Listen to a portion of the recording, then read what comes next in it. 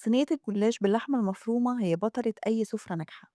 بس النهاردة هنعملها بطريقة هتخليها تطلع معاكي طرية من جوه ومقرمشة واخدة لون يجنن من بره.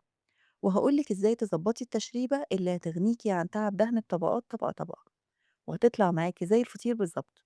يلا بينا نشوف الطريقة والمقادير. بس علشان يوصلك كل جديد وبأسهل طريقة، يسعدني جدا انضمامكم لعيلة مطبخ وديدة، وما تبخليش عليا بالاشتراك وتفعيل الجرس واللايك. ويلا بينا نكمل وصفة النهاردة. أول حاجة احنا هنعمل اللحمة المعصجة. معانا نص معلقة سمنة. لما السمنة تسيح هننزل أول حاجة هننزل اللحمة.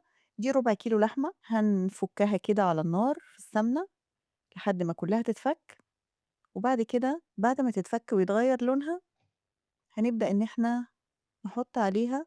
بنجيب بصلة صغيرة أو متوسطة هنبشرها وهننزلها عليها كده وهنشوحها طبعا كلها مع اللحمة بالشكل اللي انتوا شايفينه ده. لسه احنا مش هنحط أي توابل دلوقتي. وبعد كده هننزل بجزرة بتديها شكل ولون وطعم حلو جدا. دي جزراية بشرناها، قشرناها وبشرناها، وهننزل عليها برضو على البصل واللحمة وهنشوحهم كلهم مع بعض. وهنبدأ بقى بعد ما كلهم ياخدوا تشويحة ويتبالوا شوية ننزل بالتوابل.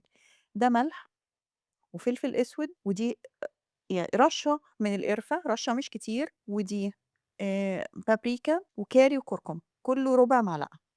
التوابل دي بتديها طعم حلو جدا وكمان لون حلو جدا، وبتخلي كده اللحمة المعصجة لونها حلو، أصفر شوية كده على والبابريكا بتدّيها طعم حلو جدًا ولون. ما تلغوهاش، هي فعلًا طعمها حلو أوي ومختلفة، طلعت كده بالشكل ده. طبعًا إحنا شوّحنا كل التوابل مع بعض في كل الخضار واللحمة، وطلعت بالشكل ده في الآخر، طعم ولون وريحة فعلًا جميلة. جرّبوها هتعجبكم أوي. إحنا كده عملنا اللحمة المعصجة. هنيجي بقى هنشوف هنعمل إيه بعد كده، هنسيبها بقى. ودلوقتي إحنا هنعمل التشريبة. إحنا معانا مَج لبن، كوباية لبن، المَج اللي بتشربوا فيه نسكافيه الصبح، ومعاهم 2 بيضة أهو بيضتين. وهننزل بقى بالتوابل. الأول هنحط سمنة سايحة مش مغلية، سمنة بس إحنا مسيحينها. دي ربع كوباية سمنة وملح وفلفل أسود وربع معلقة من البيكنج باودر. الموضوع ده حلو جدًا، يعني جربوا برضه البيكنج باودر في التشريبة، وهاقول لكم بعد كده وهتشوفوا هيعمل إيه بعد كده في الجلاش. على فكرة الفيديو ده كان في رمضان، كان الدنيا برد، فلو هتلاحظوا بعد كده إن السمنة اللي أنا حطيت السمنة سايحة، بس عشان اللبن كان طالع من التلاجة والبيض برضه كان طالع من التلاجة والجو برد أصلًا، السمنة جمدت شوية، بس عادي مش مشكلة، هي لمّا تدخل الفرن هتسيح تاني. إحنا معانا لفة جلاش، دي تقريبًا نُص كيلو بتبقى أو 450 جرام تقريبًا بتبقى 450 جرام. ده القالب اللي هنعمل فيه. أنا باحب دايمًا أعمله في مُربّع عشان يطلع بعد كده لمّا أقطّعه يبقى مربعات، مربعات كلّها متساوية وشكل بعض وقد بعض. هننزل هنحط في التشريبة تحت، جزء من التشريبة دي هنحطه تحت في الصينية دي زي ما أنتم شايفين كده. أنا عمّالة أقلّبها كل شوية، هي بتجمد برضه، لإن الجو طبعًا أنتم عارفين في رمضان كان الجو بارد أوي، بتجمد بسرعة. نزّلنا جزء من التشريبة كده في القاع بتاع الصينية، وبدأنا إن إحنا نحط الجلاش. أول واحدة إحنا بنحطها، إحنا عندنا بقى طريقتين، يا إما إحنا بنقص الجلاش بالضبط على قد الصينية اللي إحنا هنعمل فيها، أو الطريقة اللي أنا باعملها دي، إن هاحط في كل جنب جزء زي ده. أنا حطيت في الجنب ده كده، وتنيت الجزء الزيادة هيبقى في كل جنب نفس ده، يعني مش هيبقى جنب عالي وجنب واطي زي ما أنتم فاكرين، لأ. أنا حطيت أول واحدة أهو، وتنيت من الناحية الشمال. الناحية التانية هاحطها كده، من الناحية الشمال هاحط الجزء الخفيف اللي هو طبقة واحدة، ومن الناحية التانية اليمين هابدأ بعد ما أحُط مسحة كده من التشريبة، هاتني الناحية اليمين، ونفس الكلام فوق ونفس الكلام تحت. كده هتبقى الصينية بدل ما نقطّع، تبقى الصينية كلّها هتبقى زي بعض، وفي كل جنب المكان نفسه المتني هي واحدة، زي ما أنتم شايفين كده. إحنا حطينا كده الجنب اليمين والشمال، ونفس الكلام هنحطه فوق وتحت أهو. الجنب اللي تحت حطينا فيه الواحدة اللي هي الخفيفة، ونحط جزء من التشريبة، وبعد كده هنتني الجزء اللي فوق، ونفس الكلام هنعمله فوق. هنحط فوق الجزء الخفيف، ومن الناحية اللي تحت هنتني. يبقى إحنا كده عملنا كل من كل المربع، كل رُبع يعني كل مربع حطينا فيه نفس الشكل.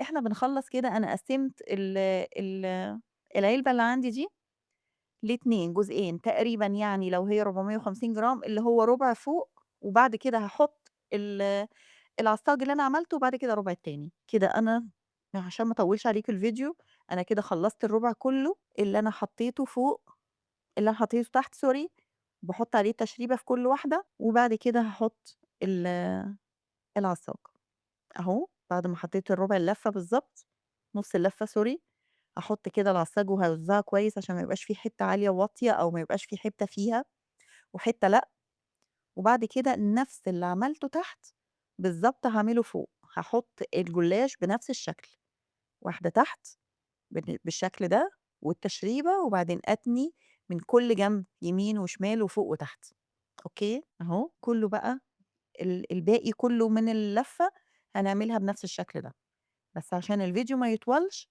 أنتم خلاص فهمتوا الطريقة خلاص بنفس الشكل اللي إحنا عملناه تحت. بُصّوا بقى السر اللي بيخلّي الجلاش ده في حتّة تانية هي التشريبة اللي عملناها، اللي إحنا حطينا كوباية اللبن مع ال2 بيضة مع السمنة السايحة والملح والفلفل الأسود وذرة البيكنج باودر أو ربع معلقة البيكنج باودر. السمنة جوّه التشريبة بتخلّي الجلاش بيطلع مورّق ويبقى غني جدًا، والبيكنج باودر بيخلّيه ينفش ويبقى هاشش مش مكتوم طبعًا، ودي التوزيعة دي بتخلّيه طبعًا في حتّة تانية خالص، وهتشوفوا لمّا يستوي، هتشوفوا إن كلامي ده بالضبط هيطلع زي ما أنتم هتشوفوه بالضبط. إحنا خلّصنا كل اللي إحنا عملناه اللفة كلّها خلصت، هنبدأ بقى إن إحنا نقطّعه، وقُلت لكم إن أنا باحب أحطّه في المُربّعة علشان تطلع المُربّعات كلّها قد بعض. هي لو صينية مدوّرة هتضطروا تعملوه بقى مثلثات، لكن كده بيبقى أفضل إن هو يطلع مُربّعات صغيّرة، نقطّع بالطول وبعد كده بالعرض، كده إحنا قطّعناه كلّه بالطول وبالعرض، وهنبدأ بقى نحط الباقي من التشريبة، نمسح كده مسحة عشان بس الجزء الأولاني بس مسحناه مسحة خفيفة عشان الجزء الأولاني ما يطلعش، وبعدين سقينا كل الباقي من التشريبة اللي هيفضل، طبعًا هو في يعني كمية السمنة اللي الصينية محتاجاها والبيض واللبن، فإحنا هنحطها كلها زي ما أنتم شايفين السمنة جمدت شوية عشان الجو برد، فعادي إحنا حطيناها في الفرن قعدت ربع ساعة فوق وتحت وطلعت بالشكل ده. ساحت طبعًا السمنة اللي فوق ساحت وخلاص بقت بالشكل الجميل القمر ده. جرّبوا التشريبة زي ما قُلت لكم كده وحطّوا فيها ربع معلقة baking powder وهتعتمدوها دايمًا لإنِّك هتحبوها فعلًا. هنبدأ بقى إن إحنا نقطّعه، إحنا بنفُك بس كده من الأطراف، بس هو مش لازق ولا حاجة، حتى لمّا أقطّع هتشوفوا من تحت إن هو مش لازق خالص. شايفين بيطلع بسهولة إزاي؟ وكمان كُلّه متماسك وهاشش مش مكتوم ونافش ومن جوّه طري أوي ومن برّه مقرمش جدًا، شايفين الجمال؟ كل القطع بتطلع بالشكل ده وسهلة جدًا، ما فيش أي حاجة لازقة، شايفين اللون الدهبي الموحّد؟ صينية تشرّفِك بجد قدّام ضيوفِك، وفي غداكِ اليومي أكيد.